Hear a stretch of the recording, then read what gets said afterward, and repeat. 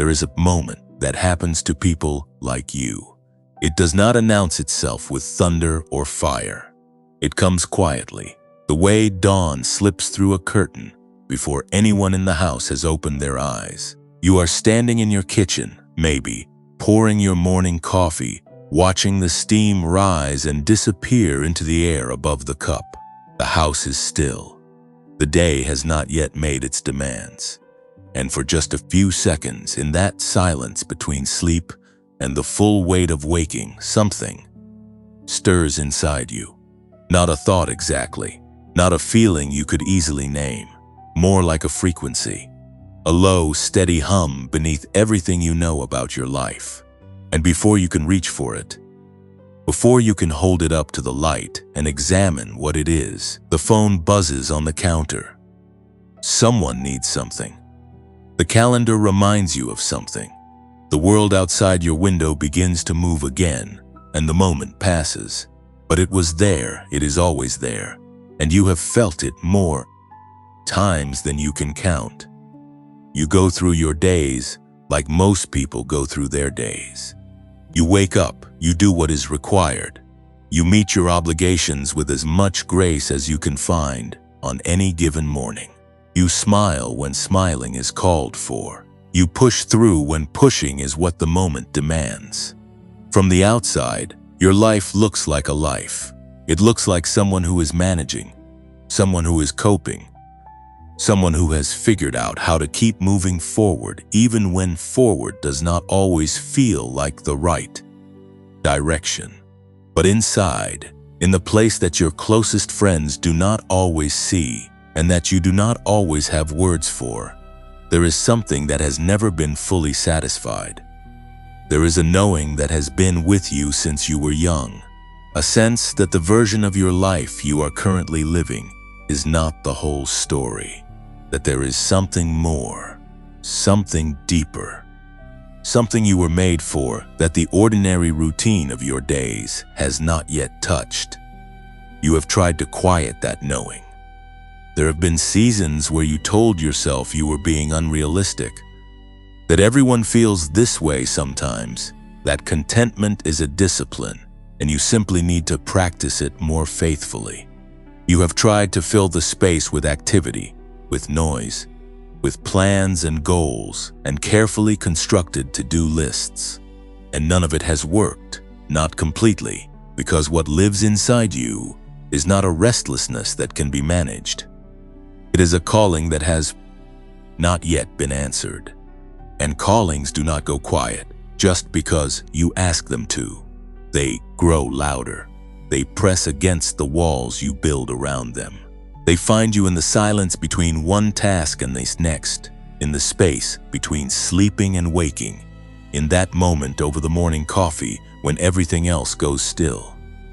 You are here right now, listening to these words, and I want you to understand something before we go any further. You did not find this message. This message found you. The path that brought you to this exact moment, this particular day, this particular word being spoken into your ears right now, was not random. There is no algorithm clever enough to orchestrate what God has already set in motion. There is no coincidence powerful enough to explain why these words are landing exactly where they are landing inside you. Heaven knows your name. Heaven knows the address of your quiet dissatisfaction. Heaven knows the dream you have carried so long that you have almost stopped calling it a dream and started calling it a foolish hope. And heaven has not forgotten a single detail of what was spoken over your life before the world ever had a chance to tell you who you were supposed to be. You were chosen before you understood what being chosen meant. You were set apart before you had the language to describe the feeling of not quite belonging to the ordinary version of things. You have moved through rooms full of people and felt, even in the middle of laughter and conversation, a quiet separateness that you could not explain and that sometimes frightened you. You wondered if something was wrong with you. You wondered why you could not simply settle, why satisfaction always seemed to live just around the next corner. Why the life that looked complete on the surface felt hollow in places that no one else seemed to notice. I am here to tell you that nothing was wrong with you. Everything was right with you. You were not broken. You were being kept. Kept for something that ordinary living was never going to be large enough to contain. The stirring you feel is not a symptom of ingratitude. It is not evidence of a restless spirit that needs to be corrected.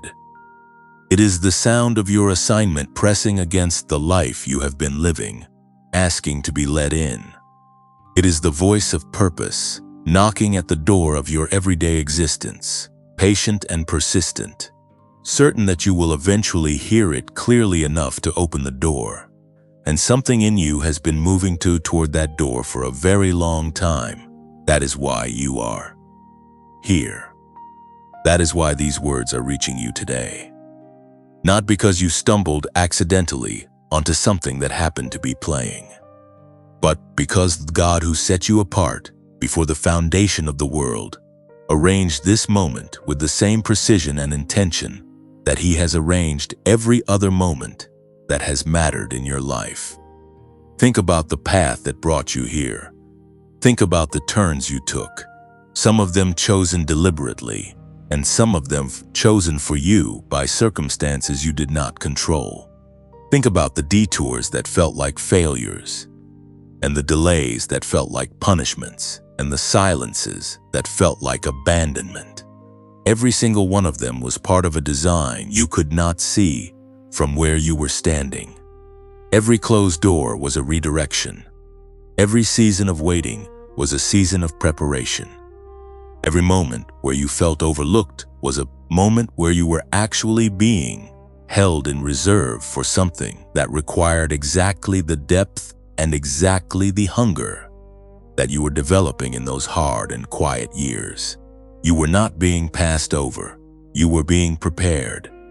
And the preparation is not finished yet, but the next chapter is beginning, and it is beginning right now, in this moment, as these words find the places inside you that have been waiting to be found.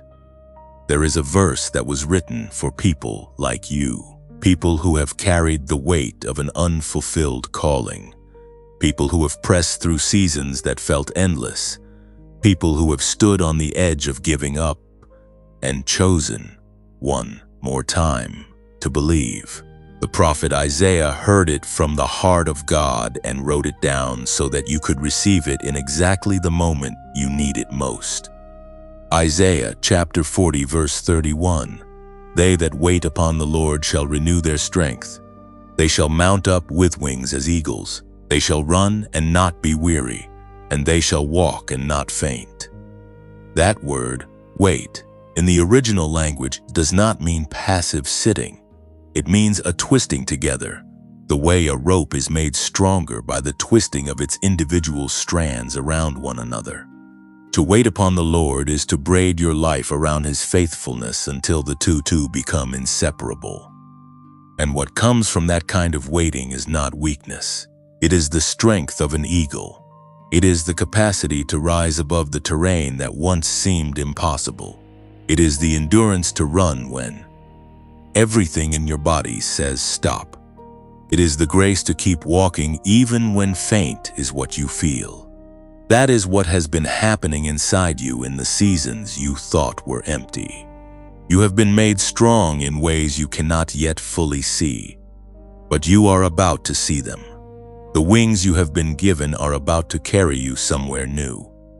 This message is for you specifically, not for the version of you that the world sees on an average Tuesday, not for the version of you that answers emails and pays bills and shows up to the places you are expected to show up. This message is for the version of you that stirs in the silence, the version that knows there is more, the version that has been quietly faithful through every hard season and has not given up, even when giving up would have been the easier choice. That version of you is a chosen one. That version of you has been seen and known and cherished by heaven from the very beginning. And today, That version of you is being called forward. If these words are reaching you, if something in your chest has shifted as you have been listening, if there is a warmth or a recognition or a quiet but undeniable sense that this is for you, then I want you to do one thing right now. Type 555 in the comments. Not because a number has power in itself, but because your declaration does. Because the act of saying, I am here, I hear this, I receive this, is the act of a chosen one stepping forward into what was always theirs. 555. Let heaven see your yes. Let the community of chosen ones around you know that you are in this with them. You are not listening to this alone. There are thousands of people in this moment, in different corners of the world, who have been carried to this same message by the same faithful hand, and every single one of them felt what you are feeling right now. You are not ordinary. You never were. The life that has sometimes felt too small for what lives inside you was always going to be too small, because what lives inside you was designed for a larger dwelling. The calling on your life is real. The anointing on your life is real. The assignment that heaven wrote over you before you drew your first breath is real, and it has not expired. It has not been revoked. It has not been given to someone else because you took too long or made too many wrong turns or spent too many seasons in the wrong place. It is still yours. It has always been yours. And the God who placed it in you is the same God who is faithful enough to bring it to completion. Stay with me, chosen one. What comes next is going to reach the places in you that have been waiting the longest. You have been carrying something that the people around you cannot always see. They see your hands, busy with the work of daily life.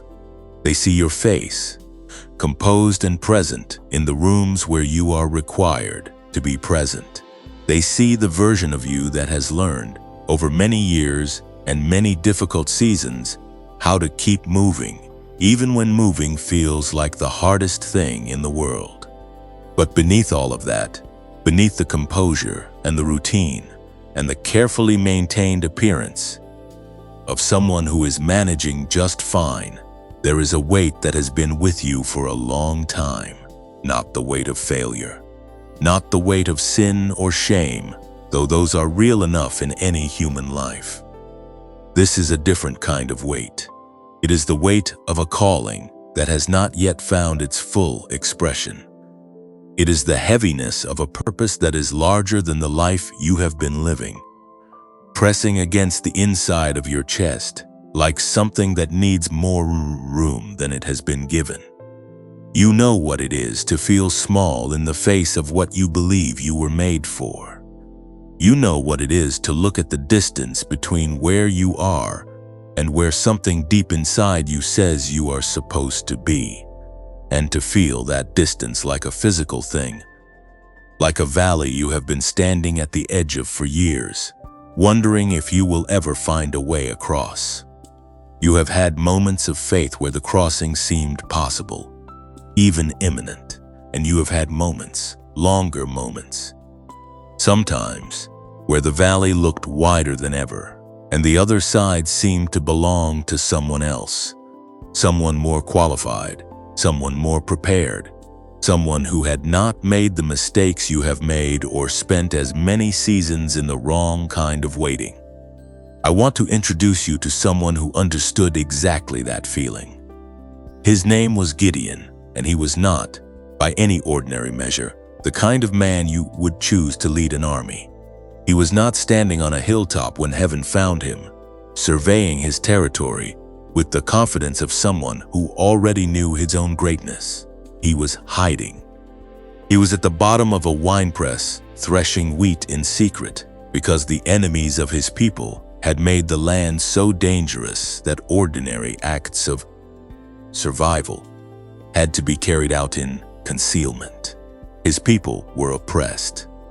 His family was the weakest in their tribe, and by his own confession, he was the least significant member of that already insignificant family. He was doing the smallest possible version of what needed to be done, in the most hidden possible place, with no apparent expectation that anything in his life was about to change. And that is exactly where the angel of the Lord found him. Not at the top of his game, not in a season of visible success, not surrounded by evidence of his own capability or influence or spiritual authority. The angel found him at the bottom, in the hiding place, doing the quiet and unglamorous work of simple survival. And the first words spoken over him were not a rebuke for his smallness or his hiddenness or his fear. The first words were a declaration of identity. The angel looked at this frightened man crouching in a winepress and said, "The Lord is with you, mighty man of valor." Think about what that means.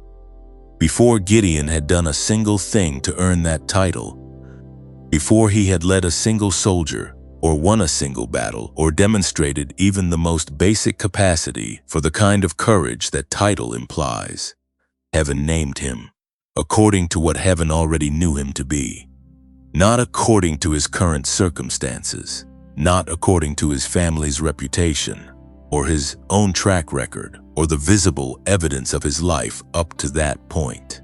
Heaven named him according to the truth that existed in the spirit before it had yet manifested in the natural. Heaven called him mighty when he felt anything but. Heaven called him a man of valor when he was in the middle of hiding, and that is exactly what heaven is doing with you right now. You have been named by heaven. You have been called something that your circumstances have not yet caught up to. The gap between who you feel like on an ordinary Wednesday morning and who God declared you to be before the foundation of the world is not evidence that God was wrong about you. It is simply evidence that the manifestation has not yet arrived. But the declaration stands. It has always stood.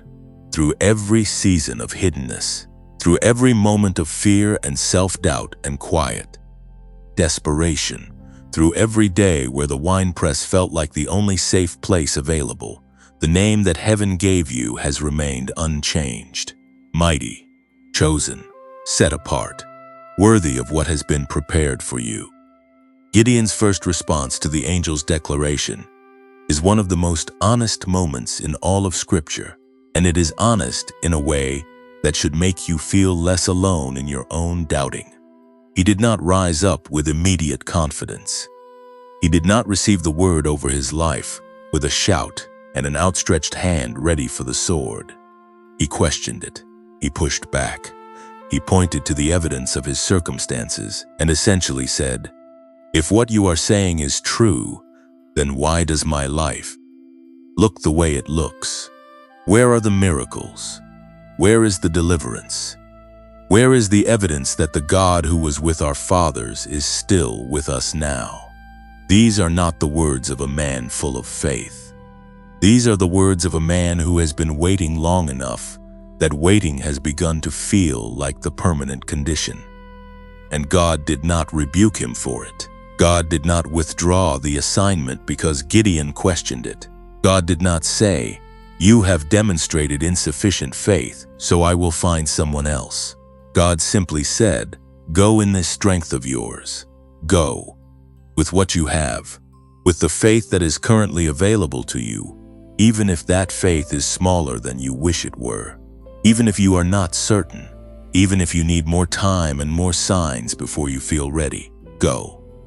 Because the strength that matters in this moment is not the strength you can manufacture through your own willpower.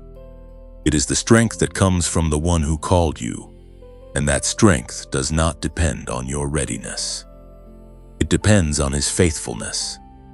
This is the word that is being spoken over you right now in this moment. Go in this strength of yours. Not the strength you will have someday when you have finally figured everything out. Not the strength you will carry after the next season of growth, or the next breakthrough, or the next time you feel spiritually prepared enough to take a step. The strength you have right now, however small it looks to you, however inadequate it feels in the face of what you are being called toward, that strength is enough, because the God who sent it is more than enough. And what he places in your hands is never as small as it appears from where you are standing. The story of Gideon does not begin with a warrior. It begins with a frightened man in a hiding place. And that is where God chose to begin. Not because hiddenness was where Gideon was meant to stay, but because hiddenness was where Gideon was when God decided it was time to call him out. The place of your hiding is not your permanent address. It is the place where heaven has found you, the starting point of a journey that is about to move in a direction you have not yet been able to imagine. You are not too late. You have not missed your moment. The years that felt like they were going nowhere were building something in you that cannot be built any other way. The patience you have developed in the waiting, the depth you have found in the silence, the quiet and stubborn faith that has somehow survived every season that threatened to extinguish it. These are not the residue of a life that has fallen short. They are the very materials from which your next chapter is being constructed. Gideon in the winepress was not a man whose best days were behind him. He was a man whose best days had not yet begun, and the same is true of you. The book of Judges, chapter 6, verse 14. The Lord turned to him and said, "Go in the strength you have and save Israel out of Midian's hand. Am I not sending you? Am I not sending you?" That question is not rhetorical. It is a declaration wrapped in the form of a question, and it is being spoken directly into your spirit right now. The one who sends is the one who equips. The one who calls is the one who carries. You are not being asked to go in your own strength. You are being asked to go in the awareness that the one who called you is already ahead of you, already in the place you have not yet reached, already preparing what you have not yet seen. The sending is the assurance. The calling is the provision, and you have been called. Stay with this, chosen one. The story of Gideon is not finished, and neither is yours. What God began in a winepress, he finished on a battlefield. And what God began in you, in those quiet and hidden seasons where you wondered if anything was ever going to change, he is finishing now. Not next year, not when you feel more ready, now, in this moment, in this season, with the exact version of you that is listening to these words right now. The story that Gideon was living before heaven interrupted it was not a story of dramatic failure. It was something quieter and in many ways more difficult than failure. It was the story of a man who had learned to make himself small enough to survive. He had watched his people oppressed season after season. He had watched the fruit of their labor taken from them before they could enjoy it. He had adapted.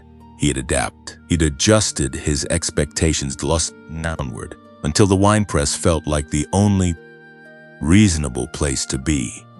And that adaptation, that slow and almost imperceptible shrinking of what a person believes is possible for their life, is one of the most dangerous things that can happen to a chosen one. Not because it is dramatic, but because it is so quiet, because it happens so gradually that you barely notice it happening.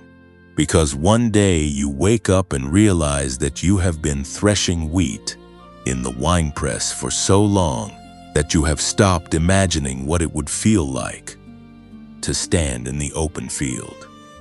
You know something about that kind of shrinking. You may not have named it that. You may have called it being realistic, or being responsible, or being mature enough to accept that life does not always deliver what you once hoped it would.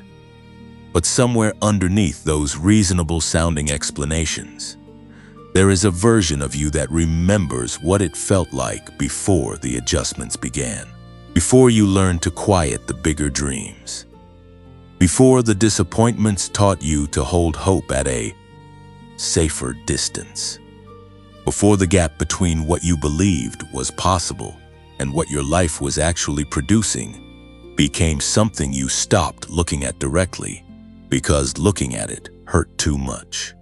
That version of you has not disappeared. It has simply been waiting, the way Gideon was waiting, for the moment when heaven would show up and refuse to let the smaller story be the final one.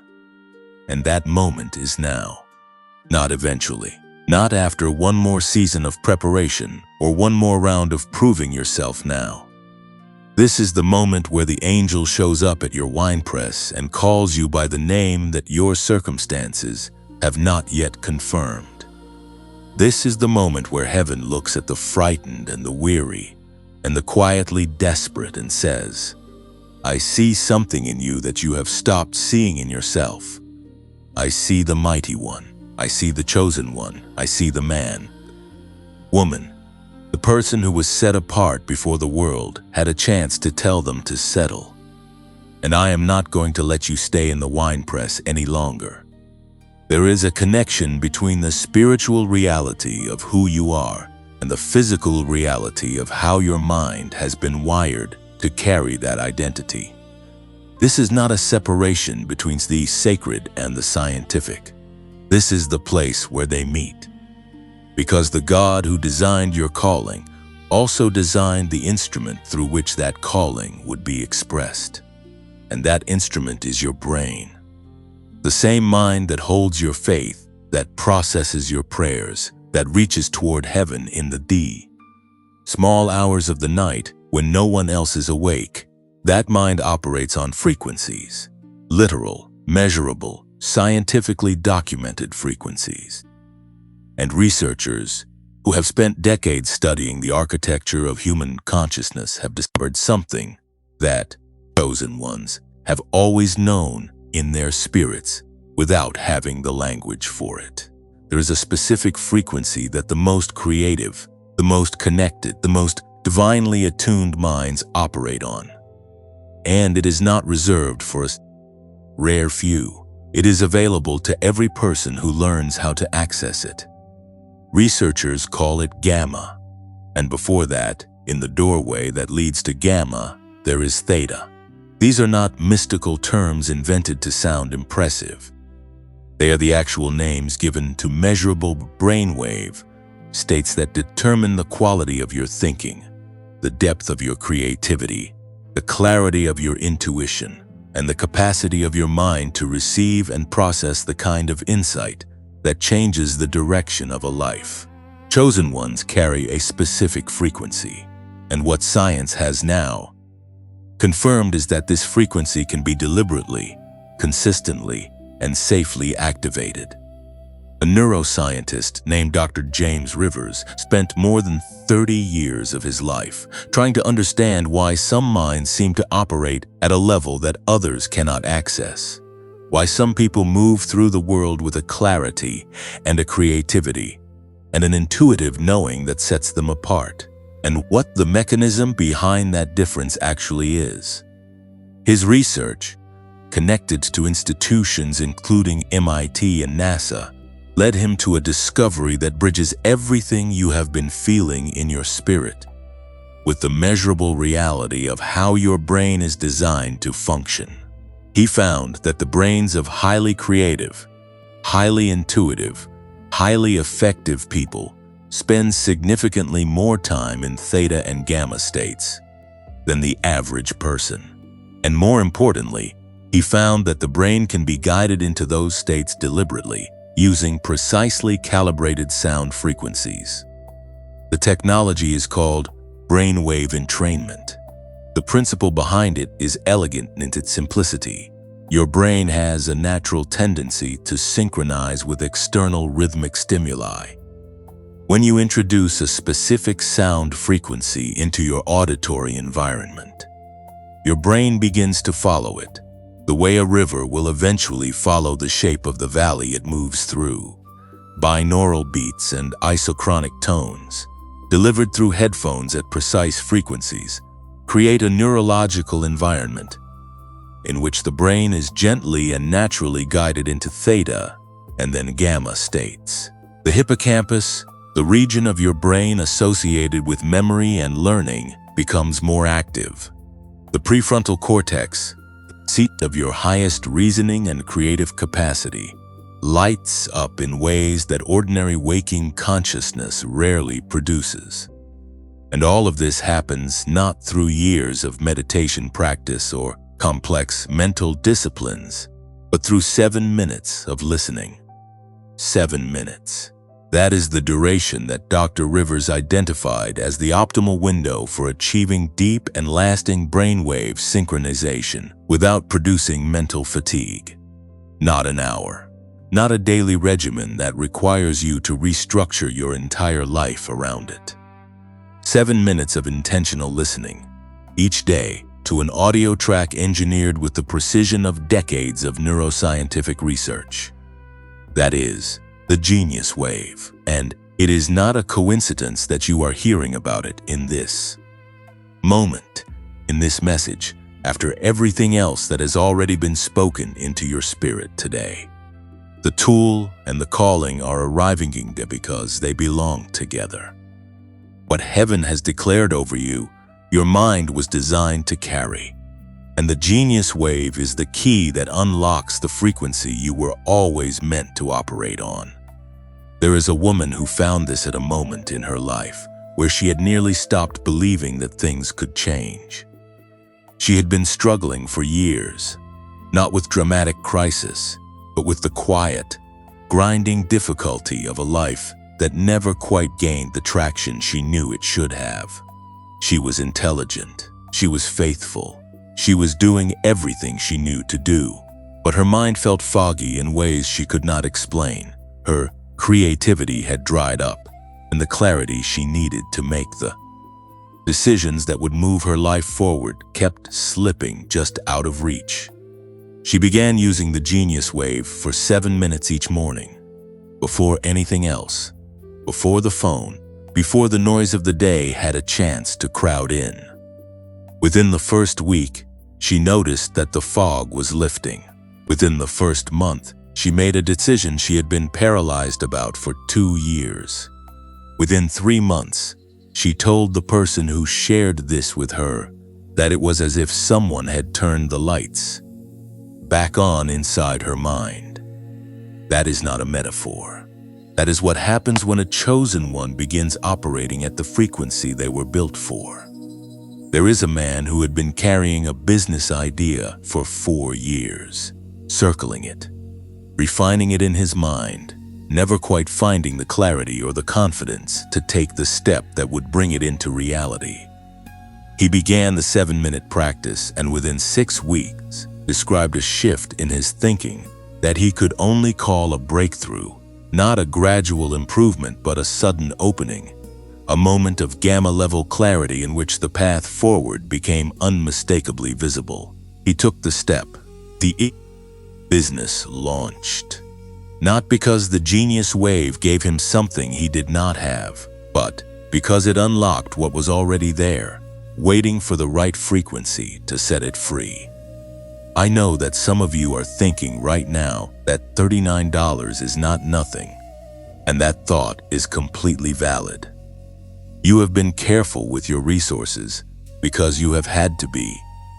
You have learned to weigh every decision, to ask whether something is truly worth the investment, because the investments that have not paid off in your life have cost you more than money. They have cost you hope, and hope, once spent, is not easily recovered. I want to honor that caution. It is not weakness. It is wisdom born from experience. But I also want to ask you to consider what the alternative actually costs. Another year of operating below the frequency you were designed for. Another 12 months of fog and hesitation, and the quiet ache of potential that has not yet found its expression. What is that worth? What has that already cost you? The Genius Wave is normally priced at $49. Today, through the link in the pinned comment, it is available for just $39. And it comes with a 90-day money-back guarantee, not 30 days, 90 days. 3 full months to use it, experience it, and decide for yourself whether it is delivering what it promises. If it does not, you receive every dollar back, no questions, no process, no difficulty. The only risk is the risk of staying exactly where you are. And chosen ones were not made for staying. Please hear this clearly.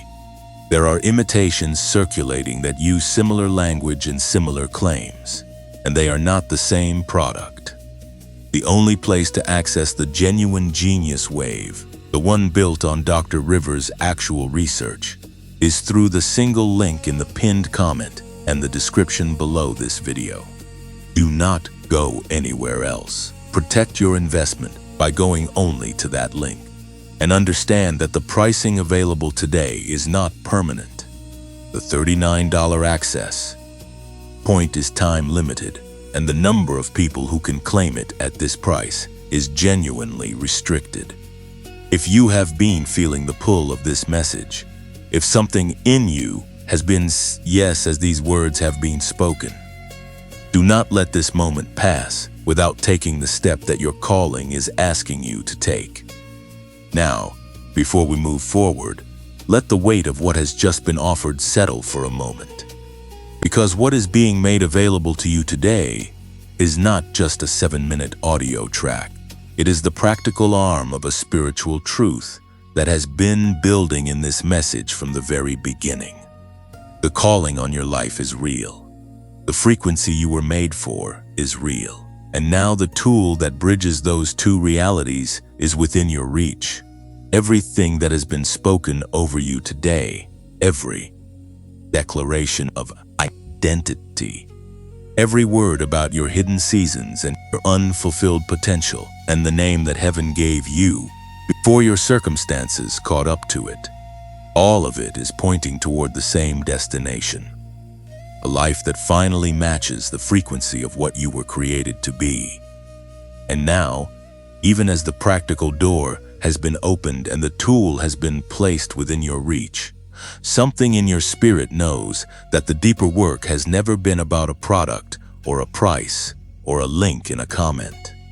The deeper work has always been about the one who called you, the one who designed the mind that carries your calling, the one who arranged every detail of this moment, with a faithfulness that no algorithm and no coincidence could ever replicate. So let the bridge between what was just offered and what has always been true settle in you gently. Because the God who wired your brain for a higher frequency is the same God who spoke your name before you had one. And He has never stopped working on your behalf. Not for a single day, not in a single season, not in any of the moments where His silence felt like absence. Gideon learned this in the hardest possible way.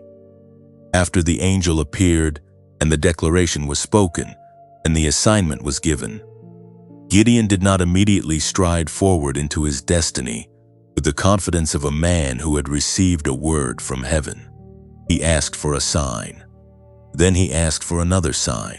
He set out a fleece and asked God to confirm the calling through the presence of dew, and when that sign was given, he asked for it to be reversed, dry where it had been wet, wet where it had been dry.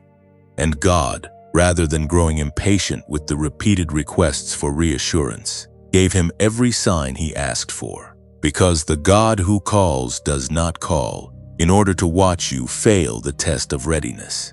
He calls because He has already decided that you are the one, and He is patient enough to walk you through every layer of your doubt until the faith that was always in you finds solid enough ground to stand on. What this tells you about your own journey is more important than it might first appear. You have likely asked God for signs. You have likely stood at the edge of something that felt too large for you and said, "If this is really you, show me. If this is really my assignment, confirm it. If I am really the one you are talking about when you speak of chosen and set apart and mighty, then give me something I can hold on to when the fear comes back." And perhaps you have felt guilty for asking. Perhaps you have told yourself that a stronger faith would not need the signs. that a truly chosen one would simply believe without requiring confirmation. I want to release you from that guilt right now. Gideon asked for signs and was given them, not because his faith was defective, but because God understood that the magnitude of the assignment required a depth of assurance that could only be built through the process of asking and receiving, until the foundation was solid enough to carry the weight of what was coming. Your questions have not disqualified you. Your doubts have not removed you from the running. Your seasons of needing more confirmation than you felt comfortable admitting have not been evidence of weak faith. They have been evidence of a human being in honest relationship with a God who is large enough to handle every question you have ever brought to him and every question you have not yet found the courage to voice. The God who watched Gideon set out his fleece twice is the same God who has been watching you navigate your uncertainty with more grace than you have given yourself credit for. And he has not walked away. He has not reassigned your calling to someone less complicated. He has stayed. He is here. He is in this moment as surely as the angel was in that winepress. And he is saying the same thing now that was said then. I am with you. Go in this strength. Am I not sending you? What God builds, he also guards. This is not a decorative truth meant to comfort you in moments of minor inconvenience. It is a load-bearing reality that holds the entire weight of your story. Every promise that has been spoken over your life, every word of assignment and destiny and calling that has landed in your spirit through scripture, prayer, or the quiet knowing that lives deeper than thought. Every single one of those words is being actively preserved by the one who spoke them. They do not expire. They do not fade with the passage of time. They do not become less true because the circumstances of your life have not yet reflected them. The promises of God are kept in a place that circumstances cannot reach, in a vault that opposition cannot open, in a reality that exists independent of what is currently visible in your natural life. Gideon would discover this truth in a way that was almost impossible to believe before he lived it. Before the battle that would define his legacy, before the night when he led 300 men against an army so vast the scripture describes it as locusts covering the valley, God did something that made no military sense whatsoever. He reduced Gideon's army. He started with 32,000 soldiers and systematically brought that number down, first to 10,000 and then to 300. He deliberately made the human resources smaller. He intentionally removed the capacity that Gideon might have relied on in place of relying on God. And then, with 300 men carrying torches and clay pots and ram's horns, he sent Gideon into a battle that 300 men had no business winning by any ordinary calculation. Why? Because God wanted Gideon to know, and he wanted everyone watching to know, that what happened in that valley was not the product of superior numbers or superior strategy or superior human strength. What happened was the product of a God who guards what he builds and builds what he has decided to guard. The victory belonged to the one who called Gideon, not to the army that followed him. And the calling that belongs to you is held in those same hands, the hands that reduced the army, so that the victory would be unmistakably divine. The hands that stripped away every resource Gideon might have trusted instead of trusting God, so that when the breakthrough came, there would be no question about where it originated. You may be in a season right now where it feels like your resources are being reduced rather than multiplied, where it feels like the things you were counting on are being removed rather than reinforced, where the support you expected has not materialized, and the path you planned has narrowed in ways that feel more like loss than preparation. I want to offer you the possibility that what is happening is not subtraction. It is refinement. It is the process by which God removes what you would have trusted instead of Him, so that when the victory arrives, and it is arriving, there will be nothing standing between you and the knowledge that this was His work, His faithfulness, His hand moving on behalf of a calling He declared and has never stopped guarding. The enemy of your soul understands something about you that you may have underestimated. He understands the magnitude of what is in you.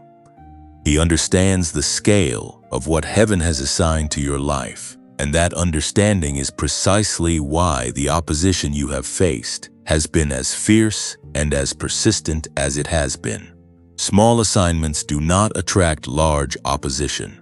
Ordinary destinies do not require extraordinary resistance. The intensity of what has come against you is, in its own strange way, a confirmation of the significance of what you carry. Because darkness does not mobilize significant resources against a life that poses no threat to its agenda. The fact that you have faced what you have faced is not evidence that God has forgotten you. It is evidence that the enemy has not. But here is what the enemy cannot change and has never been able to change. What God has built over your life cannot be dismantled by anything that stands against it. The anointing is still there. The assignment is still intact. The calling has not been revoked. Every weapon that has been formed against you, every strategy that has been deployed to derail your destiny, every season of difficulty that was designed to make you quit, none of it has succeeded in the place that matters most. Because the place that matters most is not your circumstances. It is the Spirit. And in the Spirit, what God has declared over you is as fresh and as powerful and as certain as the moment it was first spoken. The book of Numbers, chapter 23, verse 19 says, God is not a man that He should lie, nor a son of man that He should change His mind. Has He spoken, and will He not fulfill it? Has He promised, and will He not bring it to pass? He will bring it to pass. Not a version of it that has been diminished by your struggles or revised to account for your detours. The full version, the original version, the one that was written over you before the world had a chance to edit it. What God spoke, He is faithful to complete. And you are standing in a season where completion is closer than it has ever been. The promises that have been aging in the Spirit are about to arrive in the natural. The things that have been prepared in the invisible are about to become visible. And the life that has sometimes felt like it was moving too slowly is about to accelerate in ways that will make the waiting make sense at last. Stay rooted in this, chosen one. What has been built over your life is not fragile. It has survived every season that tried to break it, and it will carry you into everything that is ahead. There is a particular kind of courage that does not look like courage from the outside.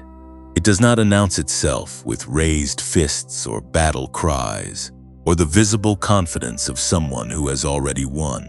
It looks, from the outside, like simply continuing, like getting up one more time, like choosing to believe one more day when belief feels like the most expensive thing you own and your reserves are lower than you would like to admit.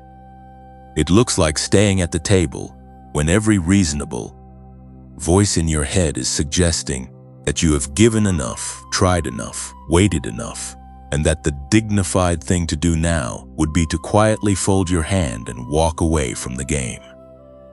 That kind of courage, the invisible, undramatic, daily choosing to remain, is the rarest and the most powerful kind. And it is the kind that you have been practicing for longer than you, perhaps, realize. Gideon understood this kind of courage, though he would not have named it that in the season where he was living it. In the winepress, there was no audience for his faithfulness. There was no one watching him navigate his fear with quiet determination and saying, "Look at that man." Look at how he keeps going even in the hardest conditions. What extraordinary inner strength he carries. He was alone with his work and his fear and his diminished expectations and the grinding reality of a life that had contracted around the threat of his enemies until it barely resembled the life a man of his potential should have been living. And he kept going anyway, not because he felt strong, not because he was operating from a place of spiritual confidence or divine assurance. He kept going because stopping was not something he was built for, even when stopping would have been the easier choice by every measurable standard. That is the thing about chosen ones that the enemy consistently underestimates. He understands the assignment on your life well enough to oppose it. He understands the calling well enough to resist it, but he consistently miscalculates the depth of the endurance that God builds into the people he sets apart. He sees the weariness and assumes it will become surrender. He sees the smallness of the current season and assumes it will produce permanent contraction. He sees the gap between where you are and where you are going and assumes that the distance is discouraging enough to make you stop. What he does not account for is the thing that has been living in you since before you understood what it was. The stubborn, quiet, almost irrational refusal to give up on what you were made for. The thread of faith that has somehow remained intact through every season that tried to sever it. The voice deep in your spirit that has kept whispering, "Not yet, not yet, not yet," every time the louder voices were telling you it was time to accept the smaller version of your life as the final one. That voice is not your imagination. It is not wishful thinking dressed up in spiritual language. It is the sound of the one who called you, speaking through the deepest part of who you are, refusing to let you settle for a story that was never meant to be yours. And the reason the enemy fights so hard against your faith in that voice is precisely because he knows what will happen when you finally hear it clearly enough to act on it without hesitation. He knows what a chosen one fully aligned with their assignment is capable of. He has seen it before. He saw it in Gideon, and what he saw terrified him far more than the army he was facing. Because the battle that Gideon fought was won before it began. Not because the numbers were favorable. They were not. 300 against an army that filled the valley like sand on a seashore. Not because the weapons were superior. They were not. Torches and clay pots and ram's horns against a battle-hardened military force. The battle was won before it began because the one who sent Gideon into it had already determined the outcome. And the enemy's army, vast and powerful and equipped with every conventional advantage, could not stand against the decree of heaven. When Gideon's 300 men broke their clay pots and let the light of their torches flood the darkness of that valley, the enemy turned on himself. The confusion and the panic that swept through that enormous army was not a military strategy. It was the hand of God dismantling from the inside what could not be defeated from the outside. Your enemies are no different. The forces that have lined up against your calling, the internal ones and the external ones, the ones that wear the face of circumstance and the ones that wear the face of other people's opinions and the ones that wear your own voice when it is at its most fearful and its most doubtful, none of them can stand when the hand of God moves on your behalf. And the hand of God moves on behalf of the ones he has called, not occasionally, not when they have demonstrated sufficient worthiness, always, consistently, with a faithfulness that does not waver based on the performance of the one being protected. The calling is the protection, the assignment is the covering, and you are covered. The opposition you have faced has not been wasted. Every attack that came against your peace, your faith, your sense of purpose, every season, where the darkness seemed to be gaining ground against the light you were trying to carry. Every moment where you wondered if the calling was real or if you had simply imagined the whole thing. None of it was random, and none of it was pointless. It was the enemy's response to a threat he could not afford to ignore. And his response, in its own backward way, has been one of the most consistent confirmations available to you that what you carry is real. Because you do not wage war against something that poses no danger to your agenda. You do not invest the resources of opposition in a life that has no power to disrupt what you are trying to build. The intensity of the fight against you has always been proportional to the magnitude of what you were created to release into the world. And here is the truth that the enemy has been trying to hide from you in every season of that fight. He is already losing. Not eventually. Already. The decree that was spoken over your life is not a hope or a wish or a possibility that has yet to be determined. It is a settled matter in the courts of heaven. The outcome has been decided. The victory has been declared. And everything that is currently happening in your life, including the parts that look like setbacks and the parts that feel like delays, and the parts that make no sense from where you are currently standing, is part of the unfolding of a story whose ending has already been written by the one who does not lose. Gideon did not know, standing in that winepress, that his name would be remembered thousands of years later.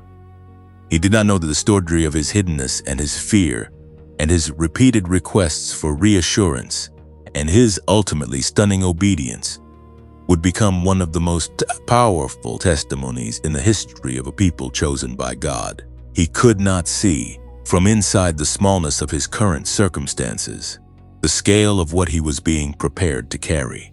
And neither can you, not fully. Not yet. But the inability to see the full picture from where you are standing does not change what the full picture contains. You are in a story that is larger than your current vantage point allows you to perceive, and the one who is writing it has not made a single mistake. The warfare you have experienced has been real. I am not asking you to minimize it or spiritualize it in a way that dismisses the genuine difficulty of what you have walked through. The sleepless nights were real. The heartbreak was real. The moments of profound disorientation, where you could not tell whether you were moving forward or standing still or sliding backward, those were real. The cost of continuing when continuing felt impossible was a real cost, paid in real currency, from reserves that were sometimes dangerously low. All of it was real, and all of it has been seen. Not a single tear has fallen that was not counted. Not a single night of wrestling has been overlooked. Not a single moment of choosing faith when fear was the louder option has gone unnoticed by the one who watches over his chosen ones with a vigilance that never sleeps and never tires. 1 Peter chapter 5 verse 10 reads, "And the God of all grace, who called you to his eternal glory in Christ, after you have suffered a little while, will himself restore you and make you strong, firm and steadfast." After you have suffered a little while, not forever, a little while. And the restoration that follows is not partial. It is not a patched version of what was broken. It is the full restoring work of the God of all grace, who takes what the enemy meant to destroy and builds from it something stronger than what existed before the attack. The suffering has had a time limit attached to it from the very beginning, a limit set not by your endurance but by his decree, and the restoration on the other side of that limit is not something you have to earn or achieve or manufacture through your own spiritual effort.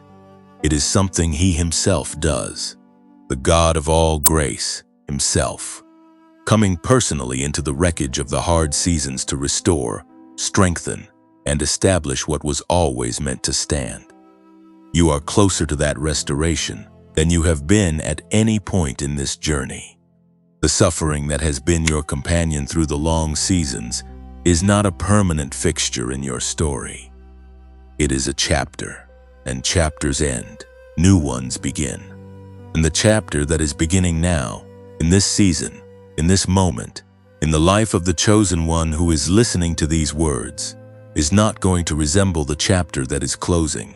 It is going to be something new, something larger, something that makes the long waiting make sense in a way that words in the middle of the waiting could never quite achieve.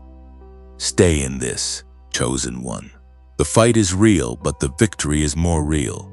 And the God who called you is more powerful than anything that has ever come against you. There is something that happens in the life of a chosen one when they begin to understand that their journey was never meant to be walked alone. Gideon discovered this too, though it took him time to see it clearly. When the angel first appeared and the calling was spoken, Gideon was alone in the winepress. The assignment felt like a solitary burden, something he would have to carry in isolation, something that belonged only to him and to the God who had placed it on his shoulders. But as the story unfolded, as his obedience grew and his steps became more certain, something began to change around him. People started to gather, not because he recruited them with polished speeches or impressive credentials. They gathered because something in his movement had a gravity to it. The gravity of a life aligned with its true calling. The gravity of a person who has said yes to heaven and begun go in the direction of that yes regardless of the cost. That is what happens when a chosen one steps into their assignment. They do not just change their own life. They create a field of possibility around them that draws other chosen ones out of their own winding presses and into the open air of their own destinies. The movement of one faithful person has a ripple effect that extends far beyond what that person can see or measure from where they are standing. And that is exactly what is happening in this community right now. This is not a random collection of individuals who happen to find the same video on the same day. This is a gathering of chosen ones, drawn together by a faithfulness that is greater than any of them individually, assembled in this moment for a purpose that is larger than any single story contained within it. You are part of something, not a passive consumer of a message that someone else is carrying. A living, breathing, active part of a movement of people who have chosen, against the evidence of their hardest seasons and the logic of their most exhausted moments, to believe that the God who called them is still speaking and still moving and still building something in this generation that the world has not yet seen. And your presence in this community matters more than you know, not because of what you contribute in terms of resources or visibility or influence, though all of those things have their place. Your presence matters because every chosen one who shows up, who stays, who leans in rather than pulling, adds something to the collective frequency of this gathering that cannot be manufactured any other way. You are not here to receive only. You are here to be part of something that gives. And one of the simplest and most powerful ways you can participate in what is being built here is also one of the most underestimated.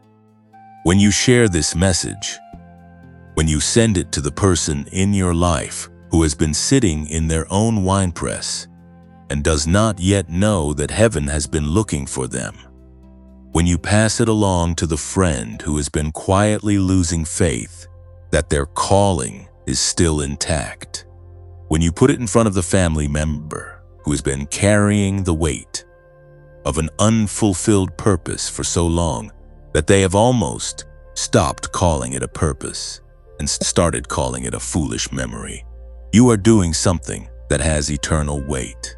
You are being the angel at the winepress for someone else. You are being the voice that shows up in the hidden place and says, "I see you. And the God who sent me sees you, and you are not who your circumstances say you are. You are something much greater than that. This is why the simple act of sharing this video is not a small thing. It is not the digital equivalent of forwarding a piece of junk mail. It is an act of service to another chosen one who may be one message away from the shift that changes everything for them. You do not know whose winepress this reaches when you send it forward.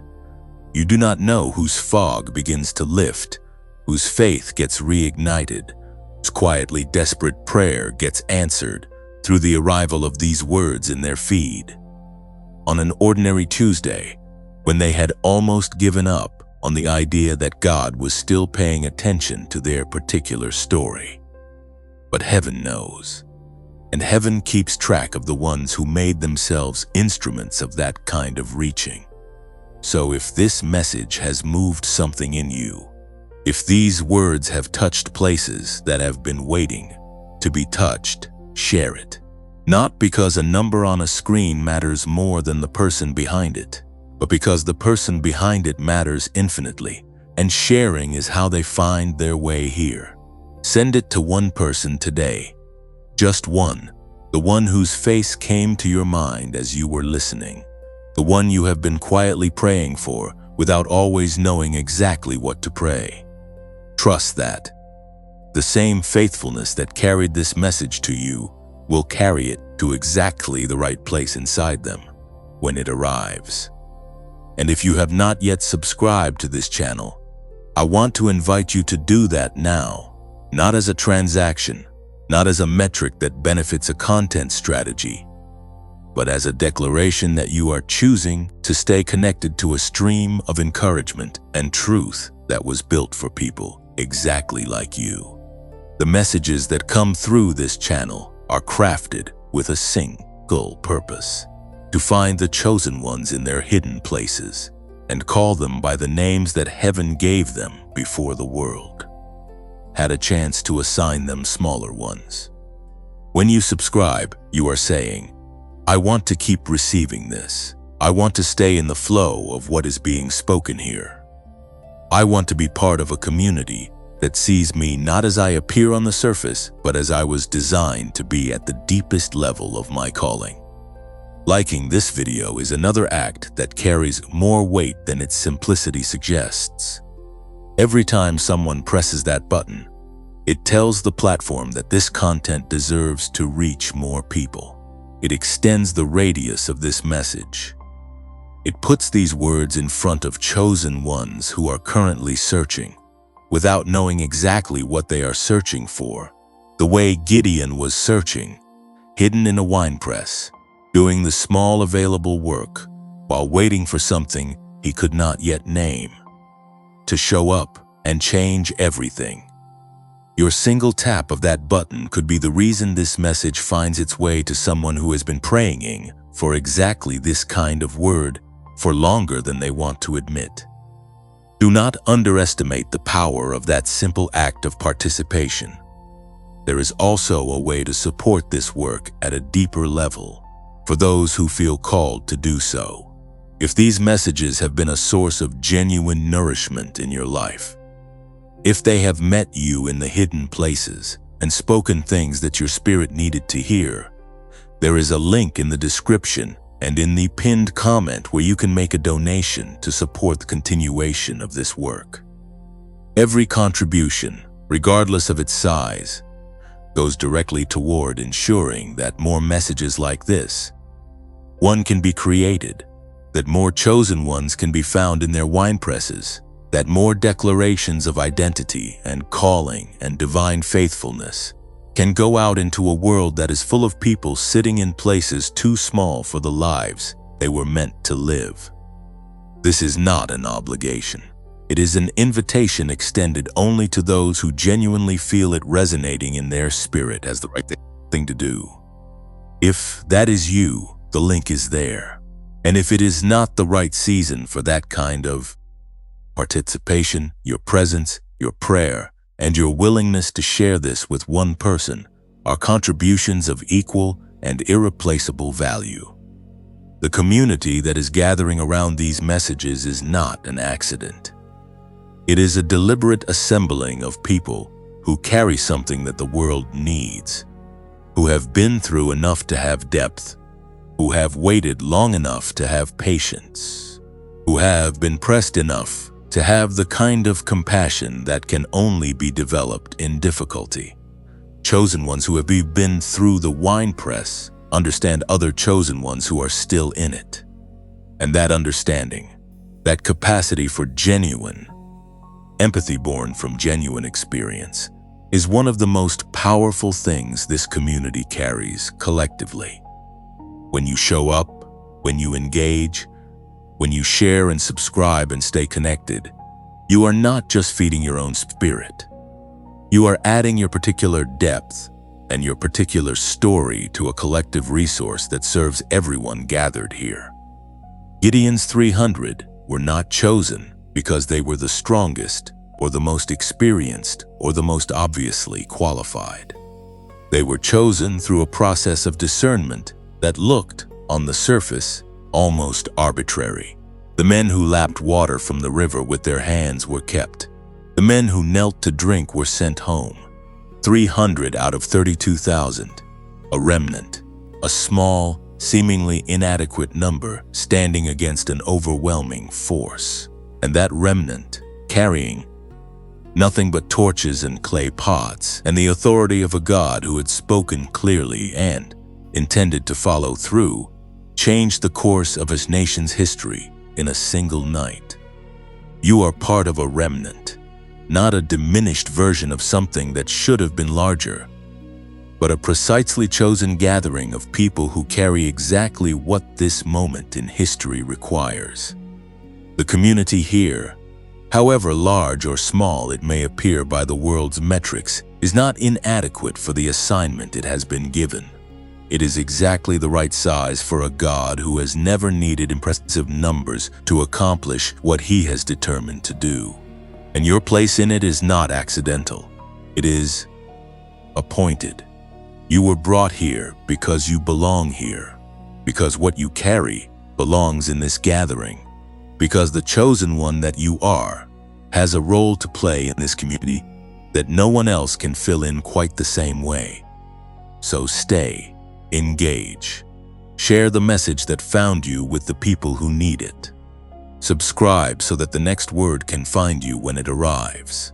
Like this video so that it can find the ones who are still searching.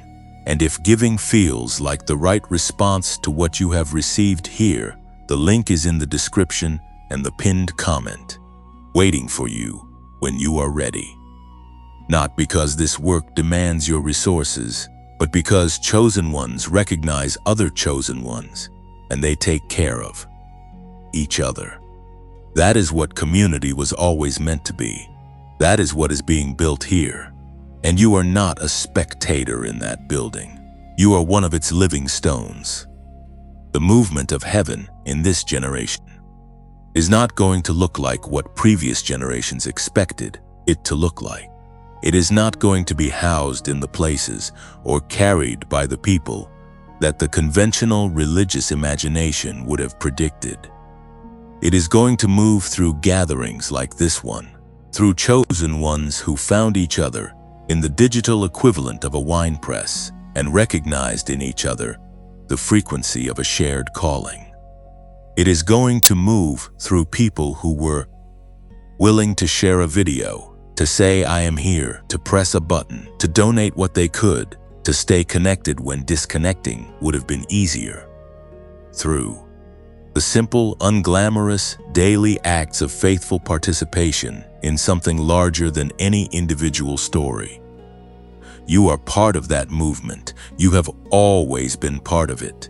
And the fact that you are here, still listening, still leaning in, still choosing to believe that the calling is real and the God who spoke it is faithful, is itself an act of profound courage that heaven is not taking for granted. There is a kind of silence that the chosen one learns to navigate that is unlike any other silence they will encounter in their life. It is not the comfortable silence of rest, the kind that settles over you after a good day when the work has been done and the evening has arrived and everything feels, at least for the moment, like it is in its right place. And it is not the productive silence of focused effort, the kind that surrounds you. When you are deep in something that matters and the outside world has faded to a background hum. This silence is different from both of those. It is the silence that arrives when you have prayed and heard nothing back, when you have believed and seen nothing change, when you have held onto the word that was spoken over your life with both hands and done everything you knew to do to honor it, and the evidence of its fulfillment is still nowhere visible on the horizon of your daily experience. This is the silence of the wilderness, and if you have spent any meaningful time in the life of faith, you know this silence from the inside.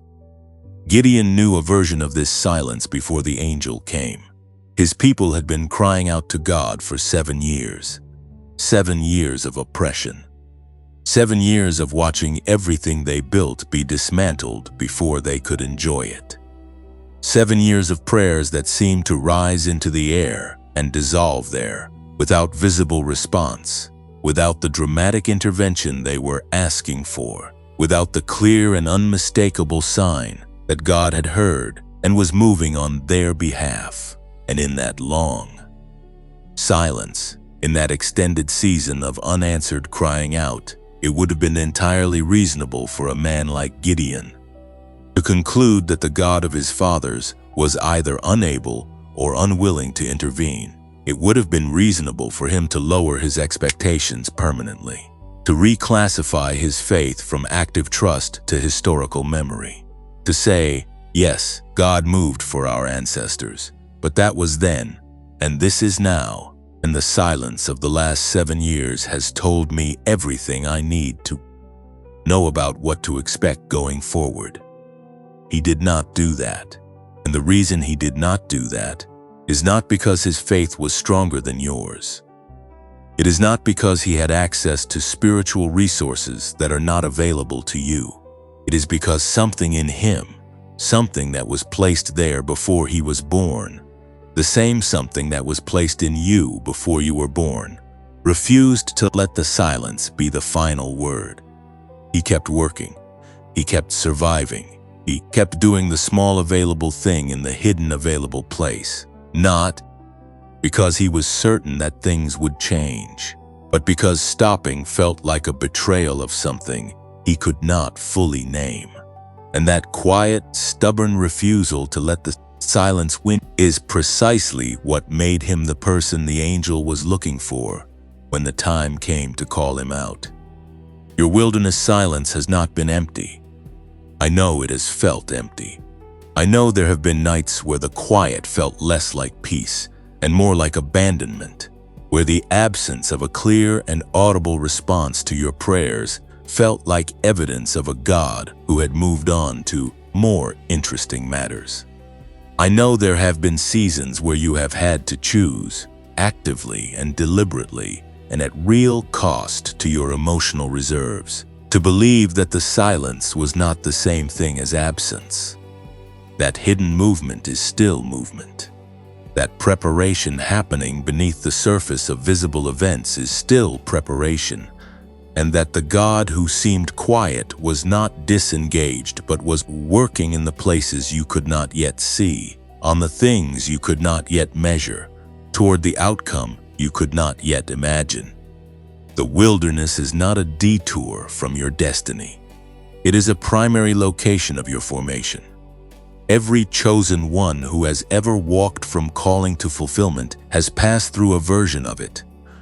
A season where the promised land was real in the spirit, but invisible in the natural, where the declaration of heaven had been given, but the evidence of earth had not yet caught up, where the gap between what was spoken and what was seen had to be held in faith rather than in hand. Moses spent 40 years in the wilderness before he stood before Pharaoh. Joseph spent years in a pit and a prison before he stood before the throne. And Gideon spent 7 years in an oppressed and diminished version of the life he was built for. Before he stood at the head of 300 men, who would shake a valley with nothing but light and sound, and the authority of a God who had already decided the outcome. The wilderness seasons of your life have been building something in you that the comfortable seasons could never have produced. Not because suffering is inherently good, or because difficulty is something to be romanticized, but because there are specific qualities, specific depths of character and compassion and spiritual muscle that simply do not develop in the absence of resistance. The patience that has been forged in you through the long seasons of waiting is not a small thing. It is a rare thing. In a world that has been trained to expect immediate results and to abandon anything that does not deliver them quickly, the person who has learned to hold their faith over years and seasons and cycles of hope deferred is carrying something extraordinarily valuable. They are carrying the kind of faith that does not collapse when the answer takes longer than expected, because they have already lived through the longer than expected and have come out the other side, still believing. That is you. That is what you have become in the wilderness. Not diminished, not depleted, though you have felt depleted many times. Not abandoned, though the silence has sometimes carried the weight of abandonment. You have become someone whose faith has roots deep enough to survive the droughts that would kill a shallower plant. Someone whose trust has been tested enough times that it no longer depends on favorable conditions to remain intact. Someone who has looked at the gap between promise and fulfillment and chosen, again and again and again, to stay in the believing rather than retreat into the safety of lowered expectations. Gideon's wilderness was the training ground for a courage he did not yet know he possessed. Every day spent in the winepress, every morning of waking up to a reality that did not yet reflect the dignity of what he was created for, was adding something to the interior architecture of the man who would one day break a clay pot in the darkness and hold up a torch that sent an army into chaos. He did not know that is what the hard season was doing. He could not see it from inside it, but the building was happening regardless of whether he could perceive it. The preparation was underway, whether or not it felt like preparation. And the man who emerged from those years of hiddenness and fear and diminished circumstances was precisely the man that the assignment required, not in spite of what he had endured. Because of it, the silence before your breakthrough is not empty space waiting to be filled. It is active, intentional, divinely supervised preparation for something that your current capacity, as real and as significant as it is, has not yet been fully expanded to carry. Think of it this way. When a fruit is not yet ripe, it is not failing to be what it was designed to be. It is in the process of becoming it. The silence, the waiting, the seemingly static season where nothing appears to be happening and your prayers appear to be going unanswered is the ripening. It is the invisible and essential work of becoming ready for the weight of what is being prepared to arrive. And the timing of God is not arbitrary. It is not random. It is not the product of a disorganized heaven that gets around to things eventually when it finds the time. It is precise. It is surgical. It operates according to a wisdom that sees not just where you are now, but where you will need to be when the fullness arrives, and it works backward from that future point to determine exactly what needs to happen in you, and exactly how long that process needs to take in order for the arrival to land in a person who is ready to carry it rather than be crushed by it. The delay has not been neglect. The silence has not been absence. It has been the sound of a God who loves you enough to make you ready rather than simply make you happy. Habakkuk chapter 2, verse 3 says, "For the vision awaits an appointed time, It speaks of the end and will not prove false. Though it linger, wait for it. It will certainly come and will not delay. It will certainly come. Not possibly. Not if you do everything right between now and then. Certainly, the appointed time is real. The vision is not a projection of wishful thinking. It is a decree of heaven with a delivery date attached to it, a date that has been set not by your readiness alone, but by the sovereign wisdom of the one who set it. And the word to you in this season is the same word that was given to Habakkuk in his season of questioning and waiting and straining to understand why the vision was taking so long. Wait for it. Not passive, resigned, reluctant waiting. Active, expectant, faith-filled waiting. The kind of waiting that keeps the torch ready even before the signal to light it has been given.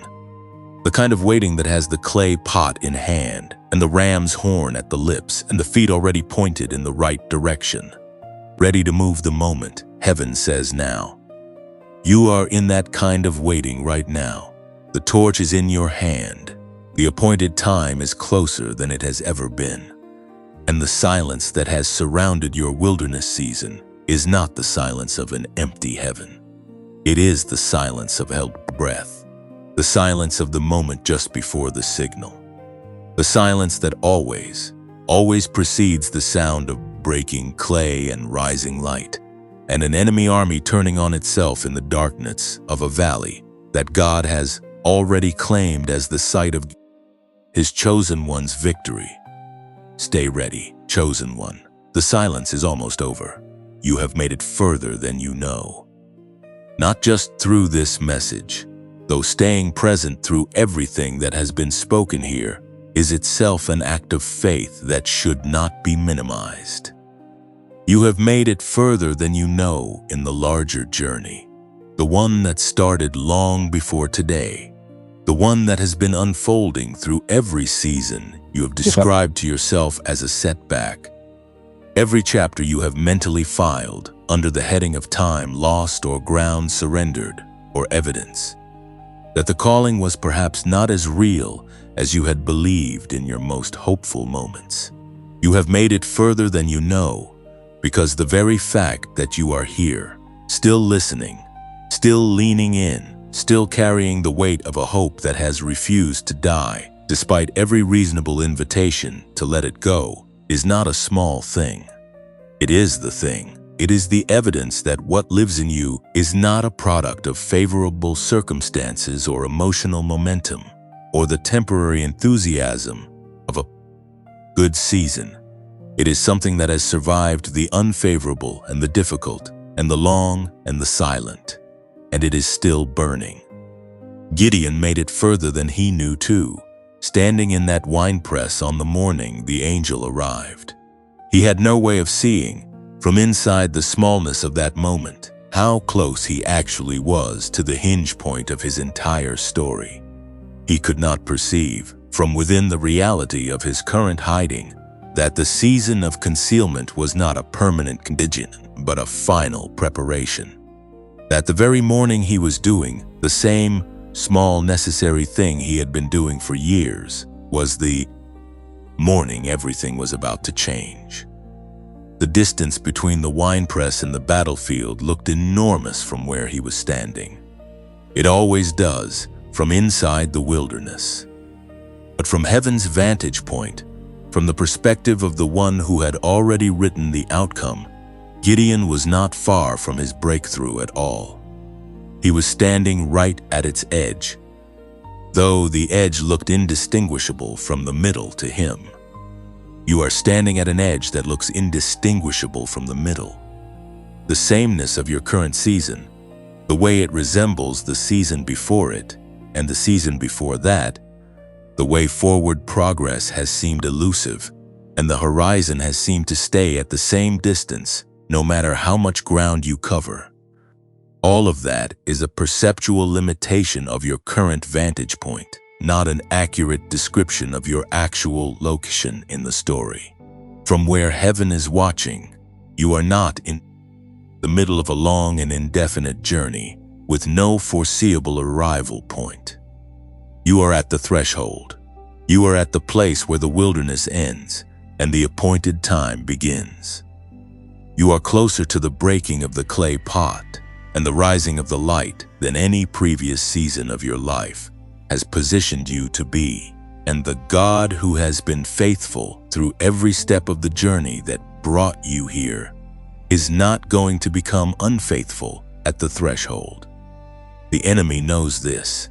He knows exactly where you are in the story, even when you cannot see it clearly yourself. And this is why the opposition tends to intensify precisely at the moments of greatest proximity to breakthrough. Not because the enemy is gaining ground, he is not, but because he is desperate. Because a chosen one standing at the threshold of their appointed time, with the torch in their hand and the faith still intact after everything that has tried to extinguish it, is the most dangerous thing he knows. And desperate opponents make desperate moves. They deploy confusion and discouragement and the whispered suggestion that you have come all this way only to fall short at the very end. They manufacture reasons to doubt that are more sophisticated and more personally targeted than anything they sent against you in earlier seasons, because they know that generic attacks will not work on someone who has survived. As much as you have survived, they have to go deeper. They have to find the specific fear, the particular wound, the exact question that still has the power to make you hesitate. Do not hesitate. Not now. Not at the threshold. The sophistication of the attack is not evidence of its power. It is evidence of the attacker's panic. When the opposition against your calling becomes more targeted and more personal and more precisely aimed at the exact places where your faith is most vulnerable, that is not the time to retreat. That is the time to recognize what the intensity of the attack is confirming. You are close. You are very close. And the one who has carried you every step of the way to this threshold is not going to release your hand in the final yards of a journey he ordained before the world began. There is a quality that Gideon developed through his wilderness years that became the decisive factor in his breakthrough, and it is a quality that you have also been developing, perhaps without recognizing it as the strategic asset that it is. It is the quality of learning to move in obedience before the full picture is visible. When God told Gideon to reduce his army, Gideon did not have a military strategy that explained how 300 men would succeed where 32,000 had. Seemed insufficient. He did not have a logical framework that made the numbers make sense. He had a word and a God who had given him enough signs along the way that the word could be trusted, even when the math was impossible. And he moved, not because the circumstances were encouraging, not because the odds were favorable, not because everything finally made sense from a human perspective. He moved because the one who told him to move had proven faithful enough to be followed into the places that logic could not reach. That is the kind of obedience that is being invited from you in this season. Not the easy obedience of moving when the path is clear and the outcome is predictable and the risk is manageable. The costly obedience of moving when the numbers do not add up and the resources look insufficient, and the only real reason to take the next step is that the God who called you has told you to take it. That kind of obedience is rare. It is the obedience of the threshold, the obedience that only people who have survived the wilderness are capable of, because only the wilderness teaches you that God's track record of faithfulness is a more reliable guide than your own assessment of what is possible. You have that track record to draw from now. Think about the moments in your own journey where the numbers did not add up and God provided anyway, where the path looked closed and a way opened that you could not have manufactured through your own ingenuity. where the thing you needed arrived from a direction you had not anticipated, through a person you had not expected, at a time that was later than you had hoped but exactly right in ways you could only see in retrospect. You have evidence. Real, personal, lived evidence that the God who calls is God who carries, and that evidence is not decoration. It is the foundation for the obedience that is being asked of you right now, at this threshold, in this season that is closer to its resolution than it has ever been before. The torch that Gideon carried into that valley was not extinguished by the darkness of the night, or the overwhelming number of enemies surrounding him, or the fear that must have been present in the body of even the most faith-filled of his 300. It burned. In the middle of the valley, surrounded by an army that had every conventional advantage, the light held. And when the clay pots were broken, and the torches were raised, and the ram's horns were sounded, it was not the sound of 300 warriors that sent the enemy into confusion. It was the sound of heaven endorsing what 300 obedient people were willing to carry into the dark. The light held because the one who told them to carry it into the darkness was the same one who had made the darkness and knew exactly what it would do when the light arrived. Your light has been holding through seasons that should have extinguished it by every natural measure. The faith that is still in you after everything that has tried to take it is not a fragile thing. It is a torch that has already been tested in the valley and has not gone out. And the God who has kept it burning through the wilderness is going to use it to illuminate something in the coming season that will make every hard night of carrying it make perfect and beautiful sense. I want to ask you to do something right now, something simple, and something that carries more weight than its simplicity suggests. Type the words, "I am ready," in the comments below. Not because a declaration in a comment section changes the cosmic architecture of your destiny, but because the act of saying it out loud, even in the limited and digital form of typed words on a screen, is an act of alignment. It is you agreeing with what heaven has already said about you. It is you stepping, however small the step feels, out of the winepress and into the open air of your assignment. I am ready. 2 words. The same 2 words that every chosen one eventually arrives at after the long season of preparation has done its work. Not ready in the sense of having everything figured out. Ready in the sense of being willing to move with the God who has never once stopped moving on your behalf. The book of Isaiah chapter 43, verse 19 declares, "See, I am doing a new thing. Now it springs up. Do you not perceive it? I am making a way in the wilderness and streams in the wasteland. Do you not perceive it? The new thing is already springing up. The way in the wilderness is already being made. The streams in the wasteland are already moving beneath the surface of a season that looks dry from above." The question is not whether God is moving. The question is whether you are positioned to perceive it. And positioning begins with the declaration. I am ready. Say it in the comments. Say it to the God who has been waiting for you to agree with what he has already spoken. Say it to yourself, to the part of you that has been hesitating at the edge of the open field, looking back at the winepress with a complicated mixture of relief and familiarity, and the strange comfort of the known difficulty over the unknown possibility. Say it and mean it, and watch what begins to move. Everything that has been spoken into your spirit through this message has been building toward a single point of arrival. Not a conclusion in the sense of something ending, but a threshold in the sense of something beginning. Every word about hiddenness and calling and wilderness and warfare and the faithfulness of a God who guards what he builds has been laying a foundation stone by stone, and the foundation is now complete.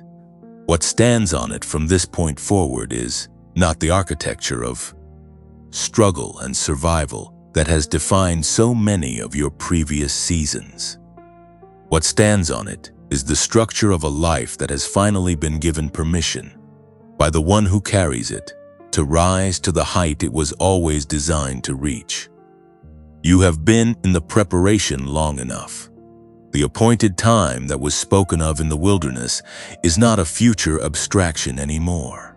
It is the ground beneath your feet right now, in this moment, in this season that feels like an ordinary stretch of days. But is anything but ordinary in the realm where the real decisions about your life are made. Gideon's transition from shepherd to leader did not happen in a single dramatic moment, though there was a dramatic moment at its center. It happened through a series of steps, each one requiring more of him than the last, each one building on the obedience of the previous one, each one revealing a capacity in him that the previous season had developed, but that only the next level of assignment could fully activate. He began by tearing down the altar of Baal in his own father's yard, under cover of night, because he was still afraid of what the daylight would bring. It was an imperfect obedience, a nighttime obedience, an obedience that got the thing done but was not yet ready to do it in full view of the people who would push back against it. And God honored it anyway. He did not require Gideon to wait until his courage was complete before he accepted the offering of his incomplete courage. He took what Gideon had and used it. And in the using of it, Gideon became more of what he was being called to be. This is the pattern that your own transition is following. You do not need to wait until your faith is perfect before you take the next step. You do not need to wait until your fear is completely gone before you move in the direction of your calling. You do not need to have every question answered, and every doubt resolved, and every piece of the picture visible before you lift the torch and step out of the place you have been hiding in. God will honor the nighttime obedience. He will take the imperfect and trembling, yes, and use it to build something in you that the perfect and fearless, yes, if such a thing existed, could not have built in the same way. Because the growth happens in the going, not in the waiting until you feel ready enough to go. The courage is not a prerequisite for the step. The step is the place where the courage is found. You have been moving in the direction of this threshold for a very long time. Every hard season you have walked through, every moment of choosing faith over fear, every instance of lifting your torch, even when the darkness around it seemed overwhelming, has been a step in this direction. And the accumulation of those steps has brought you to this exact point in your story. Not randomly, not through your own strategic planning or spiritual discipline alone, though both of those have played their part, through the sovereign and intentional guidance of a God who has been directing your path toward this moment since before you drew your first breath. You did not stumble here, you were led here, and the one who led you here did not do so in order to leave you standing at the threshold indefinitely. The threshold is a crossing point, not a resting place, Athenians. You are being invited to cross it. The story of Gideon reaches its apex, not in the moment of his calling, but in the moment of his crossing. The moment when he and his 300 men stood at the edge of the valley in the darkness of a night that had been specifically chosen by God as the setting for what was about to happen, and took the step that no military logic could have endorsed. They went forward, into the darkness with torches hidden inside clay pots, with ram's horns in their hands, with nothing visible ahead of them but the enormous encampment of an enemy who did not yet know that the outcome of the night had already been determined. They went forward because a God who had proven faithful enough to be followed into the impossible had told them to go, and in the going, the impossible became the testimony. Your crossing is in the going too. It is not in the feeling of readiness, which may or may not arrive before the step is required. It is not in the resolution of every outstanding question, or the healing of every wound that the wilderness has left in you. It is in the act of moving forward with what you have, in the direction of what you have been called toward, in the faith of a God who is already in the place you have not yet reached and who is holding the outcome of your crossing with the same certainty that he held the outcome of Gideon's valley. The clay pot in your hand may feel like not enough. The torch inside it may be too small for the darkness ahead. The ram's horn may feel inadequate for the size of the proclamation you are being called to make. Go anyway. Break the pot, lift the light, sound the horn, and watch what heaven does with the offering of your obedience. There is something else that needs to be said about this threshold moment, something that is easy to miss in the narrative of breakthrough and destiny, and the arrival of appointed times. The transition from one chapter to the next does not mean the erasure of everything that came before it. Gideon did not forget the winepress when he stood in the valley. The years of hiddenness and fear and diminished expectation did not disappear from his memory when the battle was won and the calling was fulfilled. They became part of the story, woven into the testimony of a man who had been found in his hiding place and called by a name that his circumstances had not yet confirmed, and asked to do something that his own assessment of his capacity would never have endorsed. The winepress was not the shameful chapter that the valley erased. It was the essential chapter that made the valley's victory meaningful. Your difficult chapters are not the parts of your story that need to be forgotten or minimized or spiritually sanitized before you can step into what is ahead. They are the parts that give the next chapter its depth and its texture and its capacity to speak to other people who are still in their own version of the winepress. The woman who sat in the hidden place for years and then emerged into her calling is not less powerful for having sat there. She is more powerful because what she carries now is not just the declaration of a destiny received in a comfortable moment. It is the testimony of a faith that survived the fire and came out refined rather than destroyed. And that testimony is one of the most potent spiritual weapons available to a chosen one who has been given a platform for their voice. Your story, all of it, the beautiful parts and the broken parts and the parts you are still not entirely sure how to narrate, is a testimony that belongs to the world, not to be hidden or curated into a version that only shows the victory and conceals the winepress. The full version, the honest version, the version that lets other chosen ones see themselves in your journey and find in it the courage to believe that their own journey is also heading somewhere, that the God who found you in your hiding place is the same God who knows exactly where they are hiding to and has not forgotten a single detail of what he spoke over them before the world had a chance to assign them smaller stories. The book of Jeremiah chapter 29 verse 11 declares, "For I know the plans I have for you, declares the Lord, plans to prosper you and not to harm you, plans to give you hope and a future." Plans, not possibilities, not options being considered. Plans, decided, determined, already existing in the mind of a God who does not change his mind about the people he has chosen. Plans to prosper you, not to diminish you, not to leave you in the winepress permanently, not to let the wilderness be your final address. Plans that include a hope that is real and a future that is guaranteed by the faithfulness of the one who made the plan.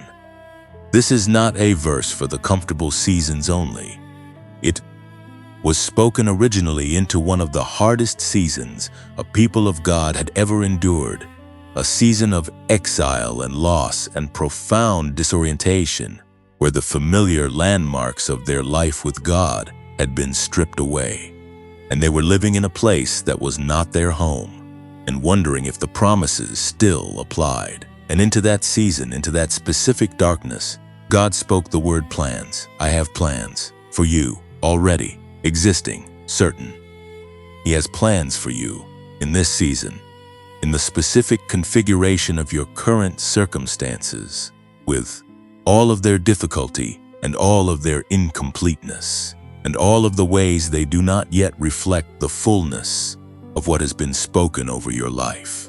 The plans are not suspended until your circumstances improve. They are active within your circumstances, working through them and around them, and sometimes in direct defiance of them, bending the natural toward the supernatural with a patience and a precision that will one day be visible in ways that will take your breath away. You are standing at the appointed hour. The crossing is before you, and the one who brought you here is the one who will carry you through it. You have arrived at the place this entire journey has been moving toward. Not the end of something, but the beginning of everything that was always meant to be yours. Every word spoken from the first moment of this message to this final one has been a stone laid on a path that leads here, to this point of arrival, to this threshold where the chosen one who began listening with a stirring inside them that they could not quite name now stands with something more than a stirring. You stand with knowing, a settled, quiet, unshakable knowing that what has been declared over your life is real, that the God who spoke it is faithful, that the seasons that have shaped you have not been wasted, and that the appointed time you have been moving toward through every hard and hidden chapter of your journey is not somewhere in the distant future. It is here. It is now. It is the ground beneath your feet in this very moment, solid and certain and prepared by hands that have never once let go of what they promised to build in you and through you and for you. Gideon's story did not end in the valley. The valley was the confirmation of something that had been true all along. The declaration that had been spoken over him in the winepress was not a hopeful projection.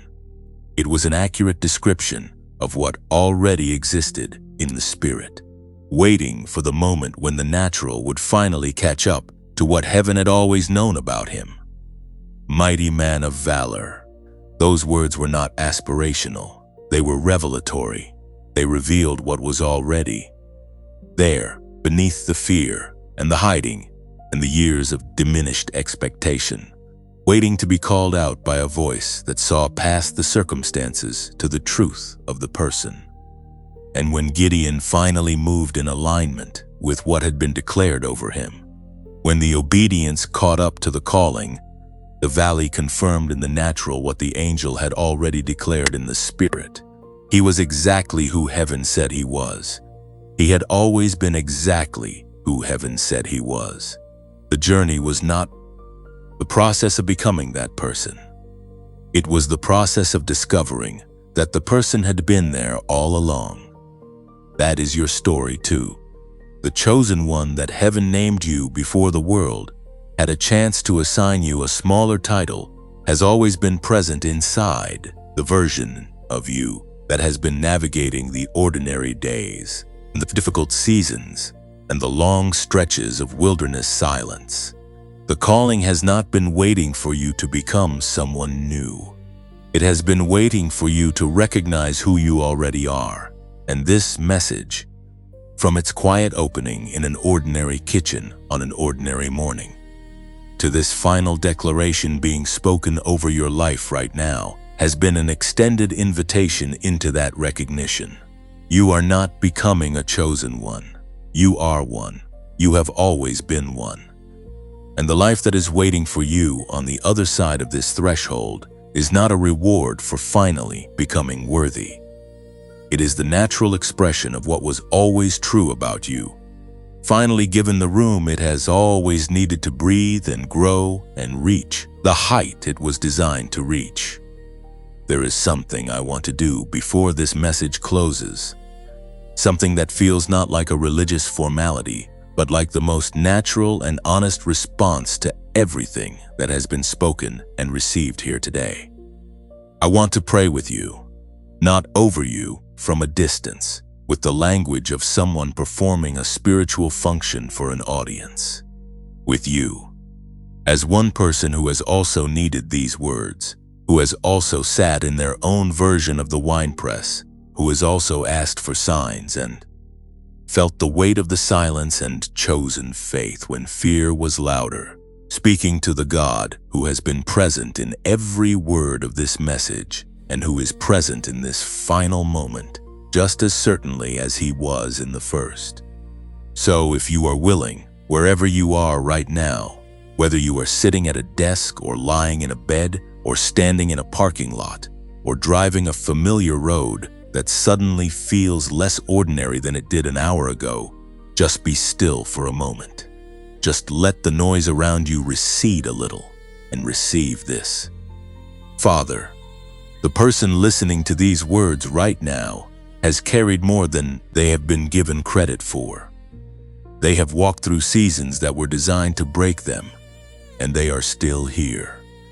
They have held onto a faith that has been tested by silence and loss, and the long distance between promise and fulfillment, and they have not let go. You see them. You have always seen them, in the winepress and in the wilderness, and in every ordinary moment that has felt far too small for the size of what they carry inside them. You know their name.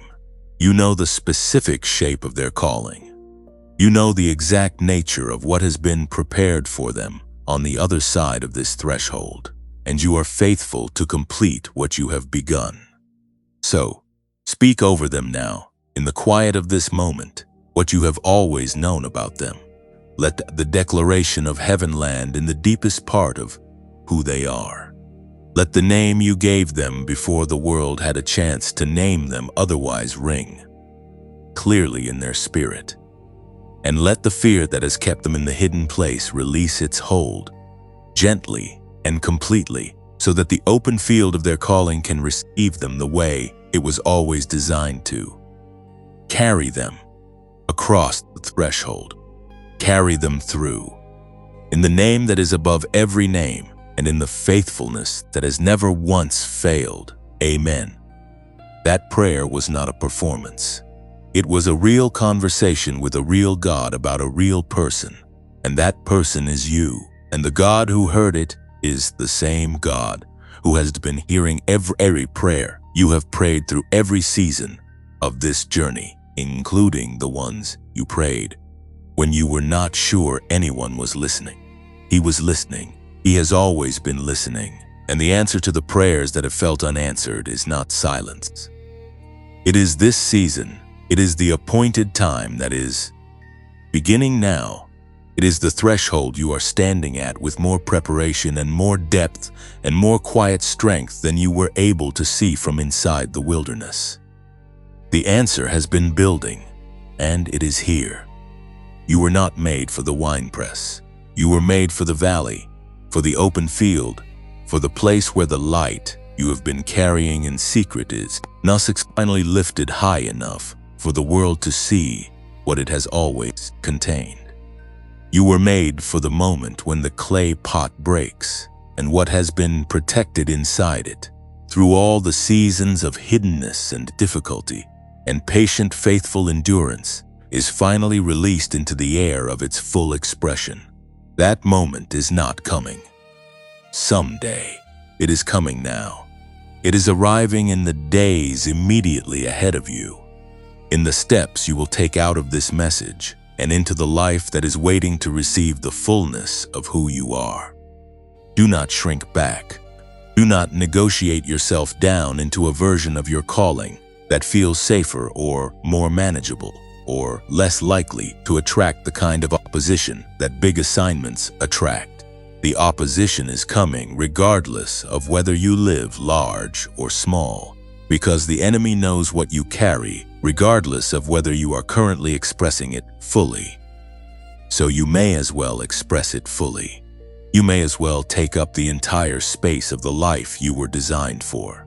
You may as well lift the torch as high as your arm can reach, and sound the horn as loud as your breath can sustain, and step forward into the valley that has already been claimed for your victory by a God who does not lose. The community that has gathered around these messages, the chosen ones who have found each other in this digital space and recognized in each other the frequency of a shared and sacred calling, is a gift that should not be taken lightly. If this message has nourished your spirit today, if these words have met you in the hidden place and called you by a name that feels more true than anything your circumstances have been calling you, please share it with someone who needs to hear it. Pass it to the person whose face came to your mind somewhere in the middle of this journey. Let it find its way to the winepress of someone who has been waiting for exactly this kind of word without knowing that this kind of word existed. Your act of sharing is an act of love for another chosen one who is closer to their breakthrough than they know. If you have not yet subscribed to this channel, do it now, not as an obligation but as a declaration that you are choosing to remain connected to a stream of truth that was built for people exactly like you. Like this video as an act of extending this message to chosen ones who are still searching. And if supporting this work financially feels like the right response to what you have received here today, the link to donate is in the description and in the pinned comment, waiting for you when you are ready. Every contribution, whatever its size, goes toward ensuring that more chosen ones can be found in their hiding places and called out into the fullness of what heaven has always known them to be. You are mighty. You are chosen. You are set apart for something that the ordinary world does not have a category for yet. The God who found Gideon in a winepress has found you in yours, and he is not finished with what he started in you. He is just beginning the part of the story that makes everything else make sense. Go forward, chosen one. The valley is waiting, the torch is in your hand, and the God who ordained the victory is already there.